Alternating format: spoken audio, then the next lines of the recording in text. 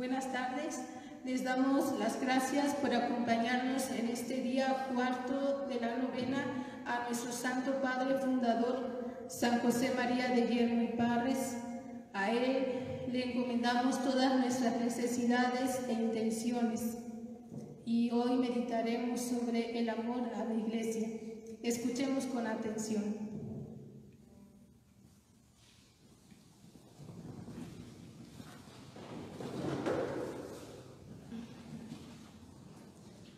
Hola, ¿qué tal?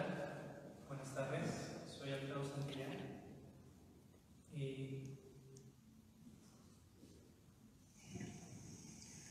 Hola, ¿qué tal? Soy Alfredo Santillán y les agradezco mucho la invitación para que podamos profundizar un poquito en este grande amor que tiene el Padre Guillermo, que es a la Iglesia.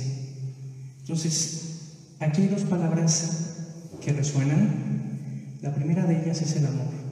Me gustaría comenzar con la definición de amor que tiene su santidad Juan Pablo II, cuando dice: el amor, más que un sentimiento, es un acto de la voluntad que consiste en preferir de manera constante el bien de los demás sobre el bien de uno mismo.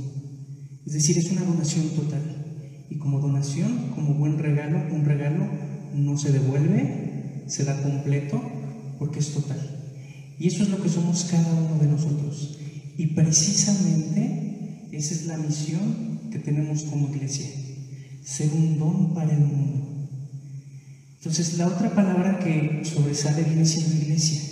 Y si quisiéramos ahondar en esta palabra, podríamos tener todo un semestre, ¿no?, de eclesiología. ¿Por qué? Porque lo podremos ver de diferentes perspectivas, desde diferentes dimensiones, diría yo.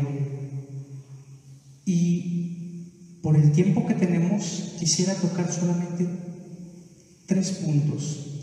El primero, la Iglesia como familia, es decir, entender que el fin último de todo ser humano, como nos lo recuerda el Catecismo de la Iglesia Católica, es la participación del ser humano de la vida trinitaria, de esa vida que es familiar. Y precisamente ahí es donde nosotros como Iglesia encajamos, en la vida trinitaria. Entonces el origen y el fin de la Iglesia es Dios mismo. Ese es el origen. Dios Padre por iniciativa propia, por puro amor, porque como diría San Juan en su primera carta, capítulo 4, si recordamos, dice: Dios es amor. Quien vive en el amor vive en Dios y Dios vive en él. Y no dice que sea el amor como característica de Dios, sino que dice que es su misma esencia. Entonces la esencia misma de la Iglesia debe de ser el amor. Porque si Cristo es Dios y es cabeza de la Iglesia, su cuerpo místico que somos cada uno de nosotros, debemos de ser ese reflejo y participación del amor divino. En segundo término, me gustaría tomar una imagen para profundizar en la tipología bíblica de esta imagen, que es la de la esposa y madre.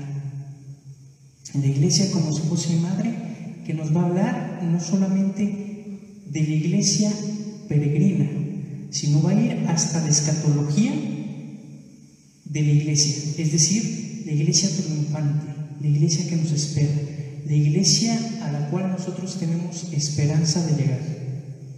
Y por último, me gustaría hablar de algo que es esencial para todo aquel que se considere yermista, y eso es la Iglesia como corazón de Cristo. Y eso está intrínsecamente relacionado precisamente a la Iglesia como esposa, y lo veremos. Entonces vamos a comenzar primeramente hablando de la Iglesia precisamente como familia. Y para poder entender esto como designio de Dios desde toda la eternidad, tenemos que darnos cuenta que Dios ha ido tejiendo, ¿sí? Y yo sé que aquí, por ejemplo, las hermanas tejen hermosísimo muchas cosas, y podemos imaginarnos, ¿no?, cuando están tejiendo algo y se hace con mucho cariño. Y podemos darnos cuenta que en la parte que es visible, ¿sí?, se ve una hermosura. Pero si volteamos el tejido, podemos encontrar que a lo mejor no se ve tan bonito, que hasta podremos decir que se ve hasta feo. Y precisamente la iglesia en muchas ocasiones podemos verla desde esos dos ángulos. Desde una mirada celestial, en donde se ve la obra de Dios que Él mismo ha ido tejiendo a lo largo de la historia, o la podemos ir viendo desde nuestra propia historia y nuestras propias carencias, es decir, desde abajo, y decir: no es posible que esta sea la iglesia de Cristo, no es posible que esta sea la iglesia de Dios, con tantos errores y hasta diríamos con tantos pecadores. Es una realidad, eso somos como iglesia peregrina.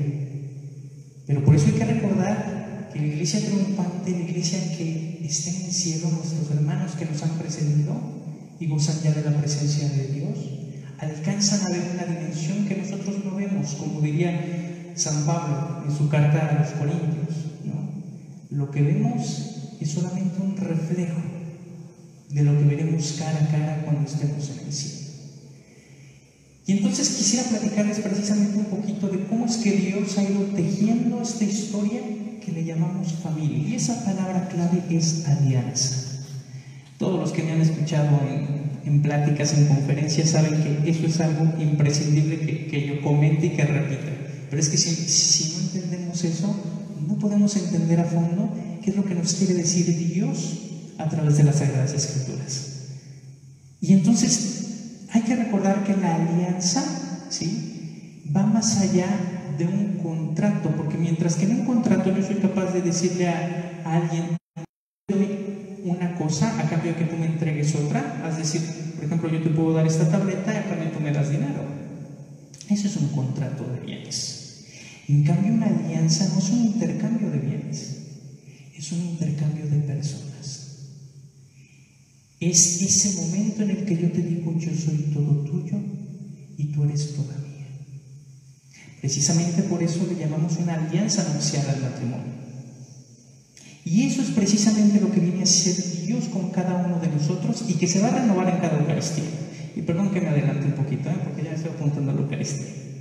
Pero básicamente eso es lo que vivimos en cada Eucaristía, esa renovación de la alianza, en donde Dios viene y nos dice: yo soy todo tuyo y tú eres todo mío. Y así formamos familias. Entonces la finalidad de una alianza es que la familia crezca, y lo vemos claramente en la antigüedad, ¿no? Sobre todo en la Edad Media, cuando se hacían las alianzas entre las familias con la finalidad de que la familia creciera. Entonces, ¿cuál es la primera alianza que hace Dios con esta finalidad? De que pertenezca a su familia divina. Pues lo vemos con Adán y con Eva. Pero vemos también que Adán y Eva, desgraciadamente, pues no cumplen la parte de su alianza, es decir, esa parte en donde se han hecho parte de la familia de Dios. Ellos deciden decir: no quiero ser parte de tu familia, ¿sí? A pesar de que Dios les había dejado un signo, ¿no?, de esa alianza que había sido el sábado. Entonces, Dios no se deja vencer en el amor y sigue avanzando en una alianza, pero ya no lo hace con una sola pareja, sino lo hace con una familia, y esa es la familia de Noé.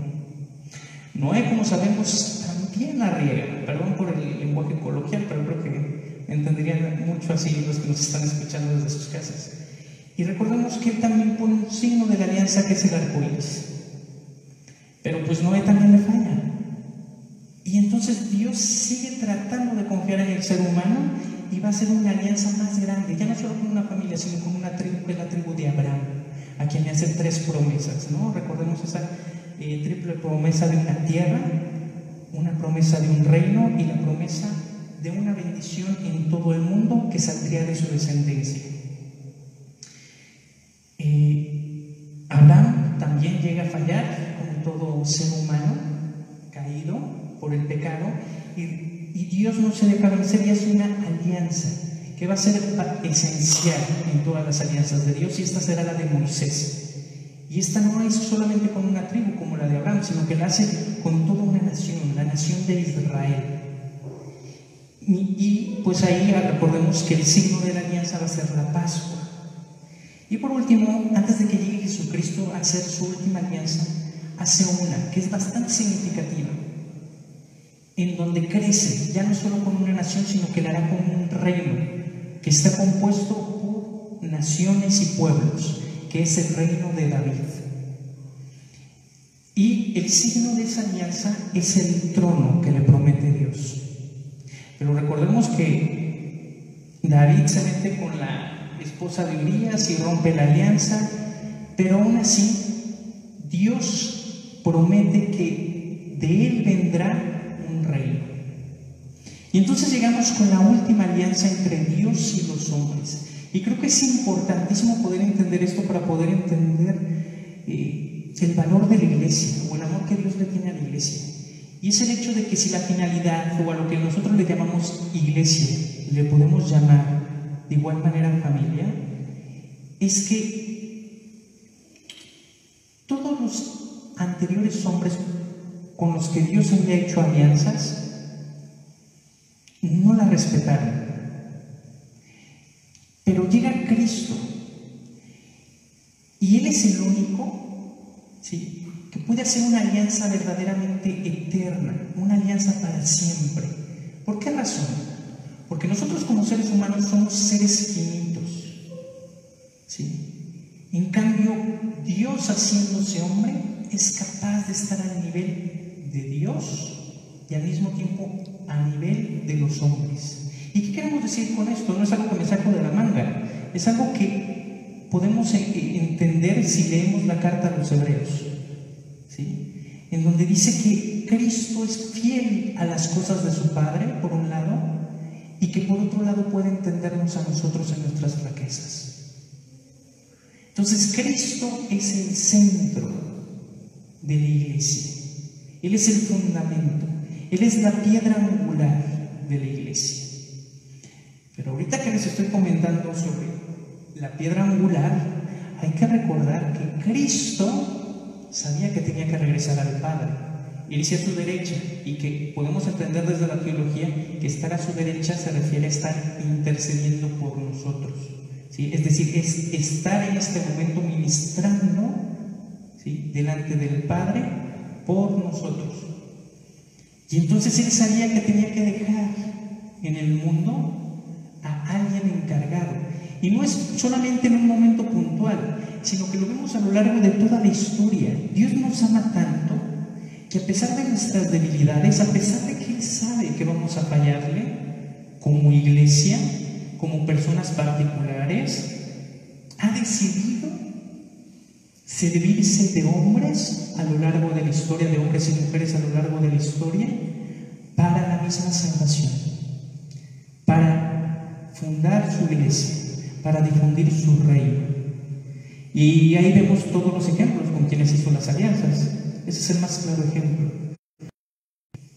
Ahora, hay algo que es bastante interesante de toda esta historia que hemos visto, que va desde Adán y Eva, una pareja, hasta llegar a Cristo, ¿no?, una iglesia universal.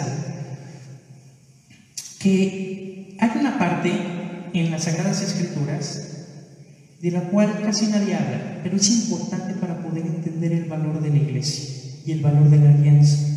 Y esta se encuentra en Génesis 49, 1, 8. Es cuando sabemos que del profeta Abraham, ¿sí?, sale Abraham, Isaac y luego Jacob. Y entonces Jacob, recordamos que tuvo 12 hijos, de quienes surgieron las 12 tribus de Israel. Y hay una parte específica en donde él está a punto de morir, ¿sí?, el patriarca, y llama a sus 12 hijos. Pero solamente a uno de ellos, ¿sí?, le deja una sucesión que es bastante importante. Y me voy a permitir leerlo. Y este es a Judá. Y a Judá le dice: te alaben tus hermanos, tu mano en la cabeza de tus enemigos, inclínese ante ti los hijos de tu padre. No se irá el cetro de la mano de Judá, bastón de mando de entre sus piernas, al que le pertenece y al que harán homenaje los pueblos, el que ata a la vid su borrico y a la cepa el pollino de su asna, el que lava en vino su túnica y en sangre de uvas su sayo. Es decir, el cetro de mando de entre los dos hermanos iba a estar, ¿quién? Judá. Judá iba a ser el principal. Y ustedes me podrían preguntar, ¿ya todo esto qué tiene que ver con la iglesia? Muchísimo, si no, no se puede entender. ¿Y por qué lo digo? Porque si recordamos la historia de Israel, hay que analizar el hecho de que después de que ellos son desterrados a Babilonia, ¿sí?, ¿cuántos regresan de las 12 tribus? Solamente regresan 2, la de Judá y, si mal no recuerdo, la de... ¿cuál era? Creo que era la de Benjamín. Sobreviven 2. ¿Y por qué sobreviven 2? Porque resulta que las demás tribus se empiezan a con los dioses y con los pueblos paganos y no se mantienen fiel a la casa de Judá. ¿Qué quiere decir eso? Que se van desprendiendo del cetro de David, del cetro de Judá que le había dejado ¿quién? Jacob. ¿Y qué tiene que ver esto con la Iglesia Católica? Que precisamente, si recordamos en Mateo 16, 18, cuando se hace la profesión de Pedro, sucede algo muy similar, ¿sí?, que es algo que podríamos llamar una tipología bíblica. Es decir, Cristo, ¿sí?, le dice, como si fuera el nuevo Jacob, ¿sí?, Cristo es el nuevo Jacob, y le dice a las nuevas 12 tribus, es decir, a los apóstoles, que dentro del círculo de los 12 va a haber uno a quien le va a entregar el cetro. ¿Hasta qué momento? Hasta que venga aquel, como decía, hasta que venga al que le pertenece y al que harán homenaje los pueblos. Es decir, Cristo sabe que se tiene que ir a la derecha del Padre, pero un día tendrá que regresar y mientras tanto está encargándole el cetro a alguien, es decir, su alianza a Pedro. Y es interesantísimo y es importantísimo poder entender esto. ¿Por qué razón? Porque del cristianismo o del catolicismo, ¿sí?, ha habido tantas y tantas separaciones, ¿sí?, y seguirá habiéndolas. ¿Por qué razón? Porque así como sucedió con el pueblo de Israel, que se fue separando de la casa de Judá, así todos los cristianos que se van separando de la casa o del cetro de Pedro terminan cayendo como hojas en invierno. ¿Sí? Bien, esta es la primera parte que se me hace bastante importante y bastante interesante para poder amar a la iglesia, poder entender las raíces bíblicas. Vámonos entonces ahora a una parte que es verdaderamente profunda y bella, que es la parte de la iglesia como imagen de la esposa y madre. Para poder entender esto, tenemos que entender la historia del Génesis. Y recordemos que Dios crea al hombre y cuando lo crea, crea después a todos los animales. Pero se da cuenta que el hombre está solo, vive en soledad. Y entonces crea a la mujer del costado de Adán.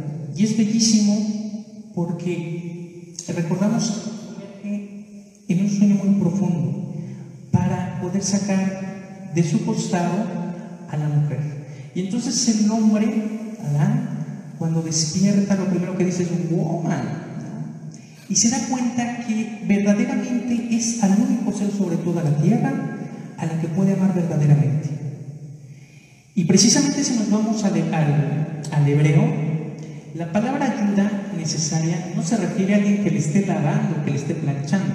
Hay que recordar que se refiere a alguien a quien mirar a los ojos, alguien a quien mirar cara a cara.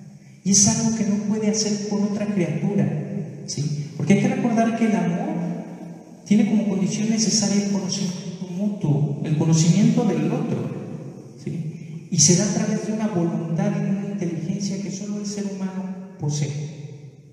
Y entonces se da cuenta el hombre que ha sido creado precisamente para hacer una donación para él y ella para él. Y entonces nos damos cuenta diferentes momentos de las Sagradas Escrituras, sobre todo en el Nuevo Testamento, que Dios le habla a su pueblo de muchas maneras, pero una de las maneras más bellas es como la esposa, ¿no? Como dice el profeta Ezequiel o el profeta Oseas, que te traeré al desierto, ¿sí? Y te haré mía, te poseeré, o como dice también en el Cantar de los Cantares, ¿no? Sierva mía. Y nos damos cuenta que no es posible para el pueblo de Israel alcanzarlo o lograrlo. ¿Por qué razón?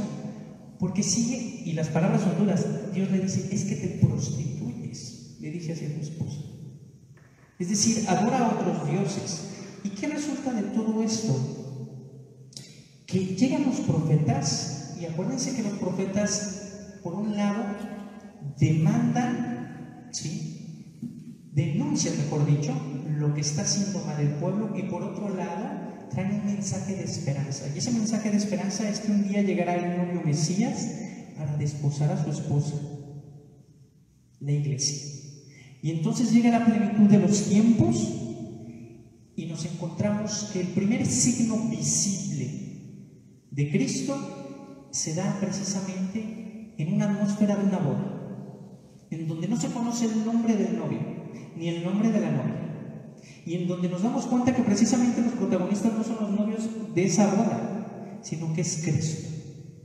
Que es Cristo que va a transformar el agua en vino y que va a ser el primer signo que va a estar apuntando precisamente al signo más sublime de todos, que va a ser el signo de la cruz, en donde llegaría a cumplimiento o a plenitud ese primer signo de transformar el agua en vino, para que en la cruz transformara el vino en su sangre. ¿Sí? Y entonces vemos que precisamente como el primer matrimonio surge la iglesia de la misma manera. Es decir, Dios sumerge en el sueño de la muerte al primer Adán para poder sacar de él, del nuevo Adán, de Cristo, a la nueva iglesia, ¿sí? A la iglesia, a la nueva Eva, ¿sí?, de su costado. Y signo de eso son la sangre y el agua. Es decir, la iglesia es madre porque a través del agua, ¿sí?, somos bautizados, regenerados en Cristo y pasamos a pertenecer a la familia divina.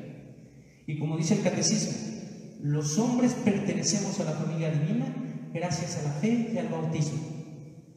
Y por otro lado, Dios, Cristo mismo, es quien alimenta a su iglesia con precisamente la Eucaristía, signo visible del amor que tiene a su iglesia, por quien da la vida en lo alto de la cruz. Voy a terminar nada más haciendo esta pequeña analogía que nos ayuda a reflexionar precisamente que la iglesia es el signo visible de la familia divina a la que pertenecemos. Fíjense, Dios se comunica con los seres humanos de una manera muy humana. No se inventa cosas o saca cosas de la mano. ¿A qué voy con esto? Todo ser humano en una familia normalmente vive momentos especiales, y son esos mismos momentos especiales que Cristo quiere vivir contigo y con cada uno de nosotros. ¿Cuáles son esos momentos? El primero es el nacimiento. Toda familia, ¿sí?, comienza, ¿sí?, con el nacimiento, con un nacimiento. Tú tuviste que haber nacido de una familia, de unos padres, y precisamente es de la misma manera como nosotros nacemos a la vida espiritual, a través del bautismo. Todo niño que nace necesita alimentarse, y es ahí donde Cristo mismo nos alimenta, el Padre con su Hijo en la Eucaristía. Y por último, después de que nos alimentamos para crecer en la fe también necesitamos, ¿sí?, de una fuerza superior, y por eso tenemos el sacramento de la confirmación. Todos en nuestras familias nos hemos enfermado alguna vez, y es ahí donde Dios, como Padre, ¿sí?, nos da la salud a través de la unción de los enfermos. ¿Cuántos de nosotros nos hemos peleado entre nosotros como familia? Y ahí está el sacramento de la reconciliación. ¿Cuántos de nosotros no hemos compartido con nuestros seres queridos el matrimonio de alguien, la ordenación sacerdotal de alguien, la consagración? Y es precisamente así como Dios quiere consolidar a su familia divina. Entonces, Dios nos ama tanto que nos hace partícipes de su familia divina a través de su iglesia, a través de los sacramentos, a través de cada uno de nosotros, como signos visibles de ese amor de Dios por la humanidad.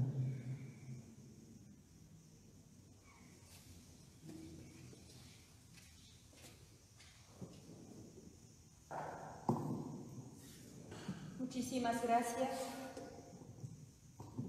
Muchísimas gracias, licenciado Alfredo, por haber compartido esta hermosa reflexión y por hacernos recordar el amor que nosotros tenemos que tener, todos los bautizados, hacia nuestra Santa Madre, la Iglesia, como también lo hizo, lo vivió el Padre San José María de Hierro y Parres, y pues mi querido fundador, ¿no? Y ahora nos disponemos a dar inicio a nuestra novena.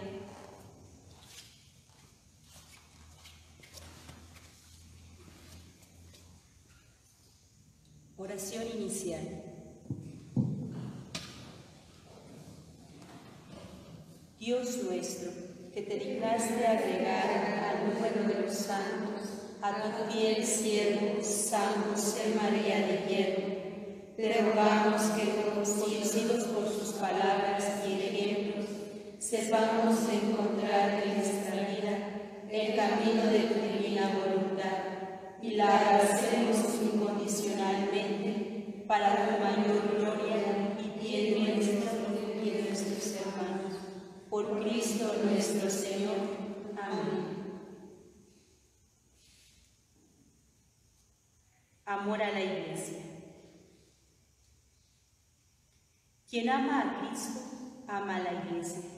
Por eso el Padre Yermo escribía: como católico y más como sacerdote, es mi mayor anhelo estar de siempre sujeto con indisoluble lazo. Pensamientos del Padre Yermo. La norma constante y única gloria de esta congregación consistirá en que las religiosas que forman parte de ella profesan la mayor adhesión, amor y obediencia a la Santa Iglesia Romana, a la de Cristo en la tierra, el romano pontífice. Si Jesucristo se ha hecho Salvador de los hombres por medio de los hombres, todos con Él debemos ser misioneros. A la Iglesia, nunca dejaré de amarla con filial ternura. Ella es mi madre. Reflexión y petición en silencio.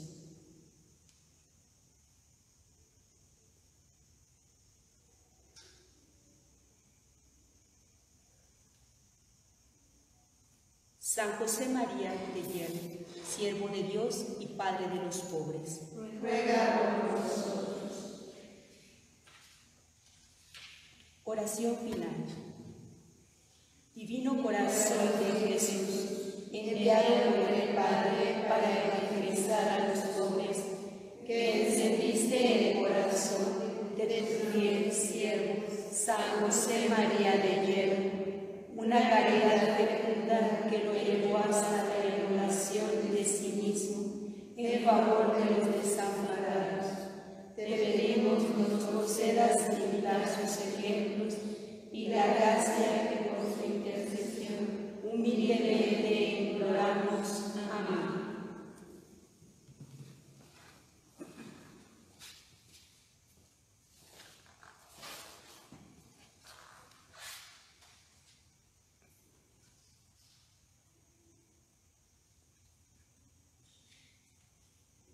Nos despedimos agradeciéndolos por su maravillosa participación en esta novena y los invitamos para el día de mañana a que sigan esta transmisión en esta misma hora.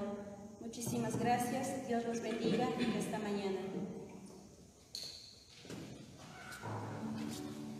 Iglesia soy.